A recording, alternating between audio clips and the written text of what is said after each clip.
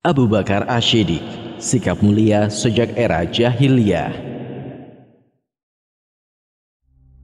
Mekah seketika gempar ketika seseorang yang selama ini dianggap umi mengabarkan tentang ajaran agar manusia menyembah Tuhan yang Maha Tunggal.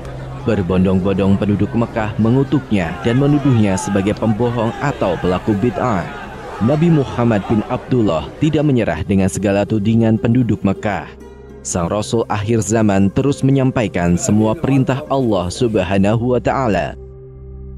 Di antara para penduduk Mekah terdapat orang-orang yang diberi petunjuk oleh Allah Subhanahu wa Ta'ala.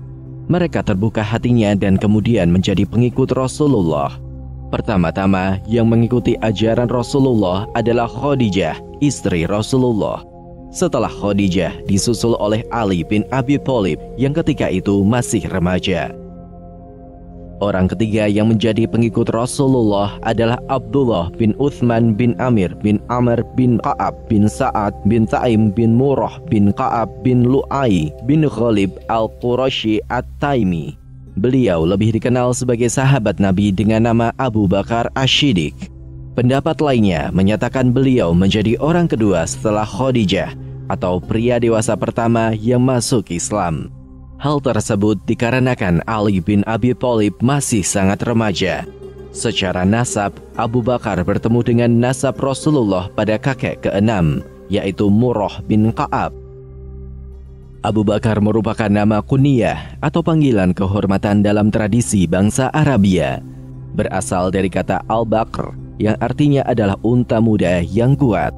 Selain Abu Bakar, beliau juga memiliki beberapa panggilan kehormatan yang didapatkan dari Rasulullah maupun langsung dari Allah Subhanahu wa Ta'ala melalui ayat Al-Quran. Diriwayatkan Rasulullah pernah berkata kepada Abu Bakar, "Kamu adalah atikullah dari neraka." Atikullah bermakna hamba yang dibebaskan oleh Allah. Sebagaimana disampaikan oleh Rasulullah, Abu Bakar adalah hamba yang telah dibebaskan oleh Allah dari api neraka. Aisyah, putri Abu Bakar dan juga istri Rasulullah pernah menyampaikan, pada suatu ketika Abu Bakar Ash-Shiddiq masuk menemui Rasulullah. Lalu beliau berkata kepadanya, "Bergembiralah kamu, karena kamu adalah atikullah dari neraka." Sejak saat itulah Abu Bakar mendapatkan nama laqab, gelar atau julukan sebagai Al-Atiq. Ahli sejarah Islam lainnya memiliki pendapat berbeda mengenai asal-usul laqab Atiqullah ini. Sebuah pendapat menjelaskan bahwa laqab Atiqullah ini berasal dari wajah Abu Bakar yang sangat elok. Ada pula yang menyebutkan bahwa karena Abu Bakar merupakan orang terdahulu dan terdepan dalam kebaikan. Pendapat lainnya juga menyebutkan bahwa laqab Al-Atiq berawal dari kelahiran beliau. Dikisahkan, Ibunda Abu Bakar setiap kali memiliki anak tidak berumur panjang. Maka ketika Abu Bakar lahir, sang ibu membawanya ke hadapan Ka'bah dan berdoa, "Ya Allah, sesungguhnya anak ini adalah atiku, Kak. Maka karuniakanlah ia untukku." Berbagai pendapat ini jika dipadukan menjadi satu akan mengarah pada kesimpulan yang sama. Abu Bakar dikenal sebagai sosok yang berwajah elok, memiliki nasab yang baik, selalu terdepan dalam kebaikan, dan juga Atiqullah sebagaimana berita gembira yang disampaikan oleh Rasulullah. Sedangkan laqab Ash-Shiddiq beliau peroleh ketika menemani Rasulullah naik ke Bukit Uhud. Sebuah hadis meriwayatkan kisah tersebut, bahwasanya pada suatu ketika Rasulullah naik ke Bukit Uhud bersama dengan Abu Bakar Ash-Shiddiq, Umar bin Khattab, dan Uthman bin Affan. Lalu Bukit Uhud bergetar dan bergerak-gerak. Kemudian Rasulullah berkata, "Wahai Uhud, tenanglah kamu, karena sesungguhnya yang ada di atas kamu tidak lain adalah seorang nabi, seorang Shiddiq, dan 2 orang syahid." Sejak awal memeluk Islam, Abu Bakar selalu membenarkan dan mempercayai Rasulullah. Ketika Rasulullah menyampaikan bahwa beliau telah melaksanakan Isra Mi'raj, banyak orang yang tidak mempercayainya. Beberapa orang yang telah beriman bahkan menjadi murtad karena menganggap Isra Mi'raj adalah kebohongan. Aisyah pernah menyampaikan tentang hal ini. Ketika Rasulullah diperjalankan ke Masjidil Aqsa, maka orang-orang pun ramai membicarakan hal itu. Hingga ada sejumlah orang beriman kepada beliau, akhirnya murtad. Ada sejumlah orang datang menemui Abu Bakar Ash-Shiddiq dan bertanya kepadanya, "Apakah kamu tetap mempercayai temanmu Muhammad itu?" Ia mengaku bahwa dirinya tadi malam diperjalankan ke Bait Al-Maqdis. Abu Bakar Ash-Shiddiq menjawab, "Apakah benar ia mengatakan seperti itu?" Mereka menjawab, "Iya." Abu Bakar Ash-Shiddiq berkata, "Jika memang benar ia mengatakan hal itu, maka sungguh ia berkata benar dan jujur." Mereka bertanya, "Apakah kamu membenarkan dan mempercayainya bahwa ia tadi malam pergi ke Bait Al-Maqdis dan kembali pulang sebelum subuh?" Abu Bakar Ash-Shiddiq menjawab, "Iya, aku sungguh benar-benar mempercayainya. Bahkan seandainya pun ia mengatakan hal yang lebih aneh lagi dari itu, aku membenarkan dan mempercayainya tentang kabar langit pada pagi atau sore hari." Sejak saat itulah Abu Bakar mendapatkan laqab Ash-Shiddiq. Kesepakatan umat atas laqab Ash-Shiddiq ini karena Abu Bakar selalu mempercayai dan membenarkan ucapan Rasulullah secara langsung tanpa adanya keraguan sedikit pun. Beliau juga berkomitmen pada kebenaran dan kejujuran tanpa pernah melakukan hal-hal yang tidak baik. Para penyair pernah memberikan pujian untuk Abu Bakar Ash-Shiddiq seperti pujian yang disampaikan oleh Abu Mihjan Ats-Tsaqafi. Anda dipanggil dengan Shiddiq, sedang setiap sahabat muhajirin selain Anda dipanggil dengan namanya tanpa menolak. Anda terdahulu masuk Islam dan Allah adalah saksinya, dan Anda duduk di Arsy yang tinggi. Arsy adalah sejenis tenda atau tempat panglima perang untuk memantau dan memberikan komando kepada pasukannya. Al-Ashmu'i, seorang penyair, juga memberikan pujiannya kepada Abu Bakar Ash-Shiddiq. "Akan tetapi, aku mencintai Rasulullah dan Ash-Shiddiq dengan seluruh hatiku, dan aku tahu bahwa itu adalah termasuk hal yang benar dengan cinta yang kelak aku mengharapkan pahala yang baik karenanya."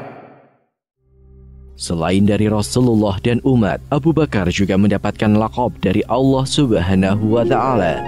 Nama terpuji ini didokumentasikan dalam Al-Quran Surat At-Taubah ayat ke-40. "Jikalau kamu tidak menolongnya Muhammad, maka sesungguhnya Allah telah menolongnya." Yaitu ketika orang-orang kafir musyrikin Mekah mengeluarkannya dari Mekah, sedang dia salah seorang dari dua orang ketika keduanya berada dalam gua. Di waktu dia berkata kepada temannya, "Janganlah kamu berduka cita, sesungguhnya Allah beserta kita."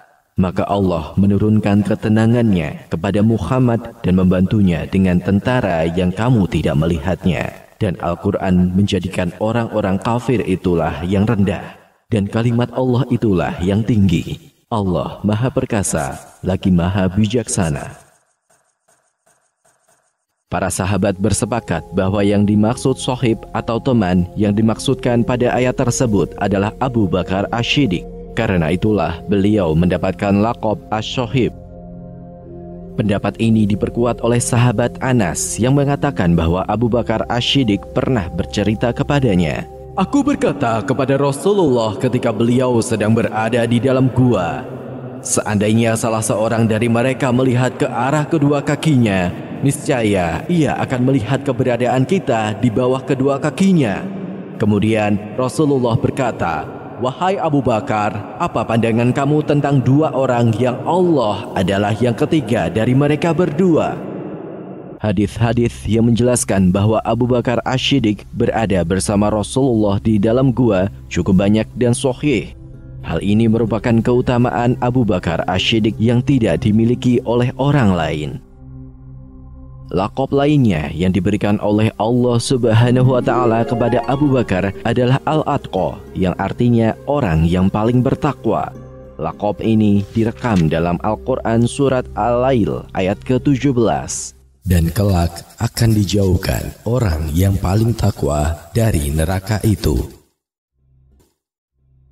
Laqab selanjutnya yang dimiliki Abu Bakar Ash-Shiddiq adalah Al-Awwah. Istilah ini bermakna orang yang sangat takut kepada Allah. Ibrahim An-Nakhai pernah berkata, Abu Bakar Ash-Shiddiq dijuluki Al-Awwah karena lemah lembut, kasih sayang, dan hatinya yang mudah terharu dan menangis. Pada masa jahiliyah, Abu Bakar Asy-Syiddiq menjadi salah satu tokoh terkemuka dan terhormat. Saat itu, kemuliaan dan kehormatan di kalangan Quraisy berada di tangan 10 tokoh terkemuka. Abu Bakar Asy-Syiddiq, salah satu dari 10 tokoh terkemuka itu, memegang jabatan Al-Ashnaq, yaitu bertanggung jawab terhadap diat dan denda. Jika Abu Bakar mengambil alih suatu beban tanggungan diat atau denda, lalu beliau meminta bantuan kepada kaum Quraisy untuk ikut menanggungnya, maka mereka akan mempercayainya dan mengizinkan pengambil alihan itu. Sedangkan apabila orang lain yang memintanya, mereka akan menolak. Keutamaan Abu Bakar dalam masyarakat Mekah jahiliyah juga terletak pada keahlian beliau pada bidang nasab dan sejarah bangsa Arabia. Keahlian ini membuat beliau menjadi guru atau rujukan bagi para ahli nasab seperti Uqail bin Thalib. Sebagai ahli nasab, Abu Bakar sangat disukai oleh bangsa Arab karena beliau tidak pernah mencela nasab siapapun dan juga tidak pernah menyebut aib atau kekurangan orang lain. Putrinya, Aisyah, pernah menyampaikan bahwa Rasulullah pernah berkata, "Sesungguhnya Abu Bakar adalah orang yang paling ahli dan paling paham tentang nasab Quraisy." Sebagaimana kaum Quraisy pada umumnya, Abu Bakar Asy-Syiddiq juga berprofesi sebagai pedagang. Beliau berniaga hingga ke negeri Syam dan berbagai negeri lainnya di sekitar Arabia. Pengetahuan beliau tentang Syam atau Syria dan negeri-negeri di sekitarnya akan sangat membantu beliau ketika kelak menjabat khalifah. Beliau merupakan saudagar sukses dan juga dikenal sangat dermawan. Dalam pergaulan sosial, Abu Bakar Asy-Syiddiq dikenal sebagai sosok yang bersahabat sehingga disukai banyak orang. Para penduduk Mekah mengenal Abu Bakar memiliki akhlak mulia. Mereka sering mengunjungi Abu Bakar karena sikapnya yang familiar dan ditunjang dengan pengetahuan dalam berbagai hal. Ibnu Al-Daghinah yang bertemu Abu Bakar ketika beliau hendak berhijrah mengatakan, "Sungguh Anda adalah orang yang menghiasi klan, gemar memberikan pertolongan ketika terjadi musibah, memberi bantuan kepada orang yang tidak berpunya, dan gemar berbuat kebajikan."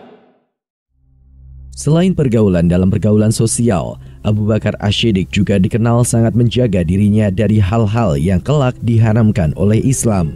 Beliau bahkan telah mengharamkan bagi dirinya sendiri minuman keras sebelum datangnya agama Islam. Abu Bakar pernah lewat di sekitar seorang laki-laki mabuk yang memegangi kotoran dan mendekatkan ke mulutnya. Ketika mencium baunya, pemabuk itu pun menjauhkannya. Melihat hal tersebut, Abu Bakar berkata, "Orang ini tidak tahu apa yang sedang ia perbuat." Aisyah, putri Abu Bakar, pernah menyampaikan bahwa ayahnya dan juga Utsman bin Affan telah meninggalkan khamr atau minuman keras sejak masa jahiliyah. Seseorang pernah bertanya kepada Abu Bakar, "Apakah Anda menenggak minuman keras pada masa jahiliyah?" Abu Bakar menjawab, "A'udzubillah." Orang tersebut bertanya lagi, "Kenapa?" Kemudian Abu Bakar menjawab, "Aku memelihara kehormatanku dan menjaga martabat dan muruahku. Karena orang yang minum khamr maka ia menyia-nyiakan dan mengabaikan kehormatan, martabat dan muruahnya." Dan hal terpenting yang dilakukan oleh Abu Bakar adalah bahwa beliau tidak pernah menyembah berhala dari masa sebelum datangnya Islam. Kepada para sahabatnya yang sedang berkumpul, beliau pernah menyampaikan, "Aku sama sekali tidak pernah sujud kepada berhala. Ceritanya adalah ketika aku mulai menginjak akil balik, ayahku Abu Quhafah mengajakku ke sebuah bilik yang terdapat berhala. Dan ia berkata, 'Ini adalah Tuhan-Tuhan kamu yang luhur dan mulia.' Kemudian ia pergi dan meninggalkan aku sendiri di sana. Aku pun mendekati berhala itu dan berkata, 'Aku lapar, tolong beri aku makan.' Berhala itu tidak menjawab. Dan kemudian aku berkata lagi, 'Aku butuh pakaian, tolong beri aku pakaian.' Namun berhala itu tidak menjawab. Aku melemparkan sebongkah batu ke atas berhala itu hingga roboh."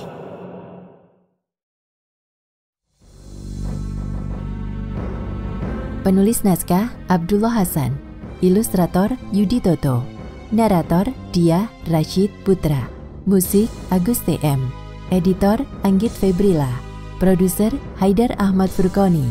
Diproduksi oleh Kastadi Sentra Media.